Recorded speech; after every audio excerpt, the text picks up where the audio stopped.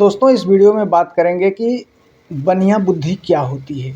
जिस तरह से हम बचपन में एक कहानी सुने थे कि किसी व्यक्ति के पास एक मुर्गी थी जो सोने की अंडा देती थी, लेकिन उस व्यक्ति ने एक दिन उस मुर्गी को ही काट के सोचा कि सारे अंडे एक ही दिन निकाल लूं, और वो मुर्गी मर गई और उसकी सारी जो कमाई हो रही थी, मुर्गी सोने के अंडे दे रही थी, वो बंद हो गया। तो दोस्तों इस तरह से अगर हम ज़्यादा प्रॉफिट के लालच में और इस तरह से अगर लालच करते हैं तो हमारा जो हमेशा का इनकम रहता है वो बंद हो जाता है।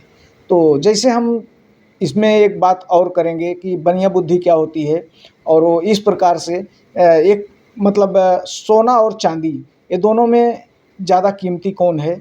तो इस बात की परीक्षा लेने के लिए एक राजा ने अपने मंत्री के एक लड़के को बुलाया और उससे पूछा कि इसमें ज़्यादा कीमती कौन है, सोना या चांदी। तो लड़के ने चांदी उठाया और राज दरबार में सब लोग उसका मजाक उड़ाए, बोले कि ये तो कुछ इसको पता नहीं है, निर्बुद्ध बच्चा है और इसे सोना और चांदी में भी फ़र्क नहीं पता चलता है।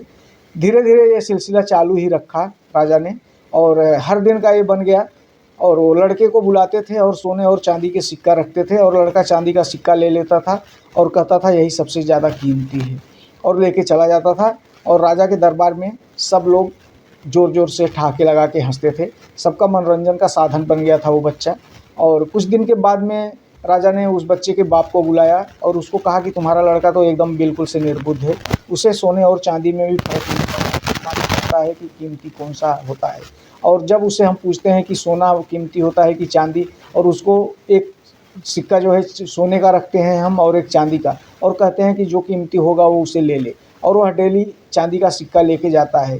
तो आपका बच्चा जो है वो पूरी तरह से निर्बुद्ध है, उसको कुछ भी पता नहीं है, और इस तरह से वो बड़ा हो जाएगा तो उसका जीवन जो है बहुत दुखमय हो जाएगा। उसे किसी चीज़ की कीमत का कुछ समझ नहीं है। अभी से उसे आपको ध्यान देना होगा।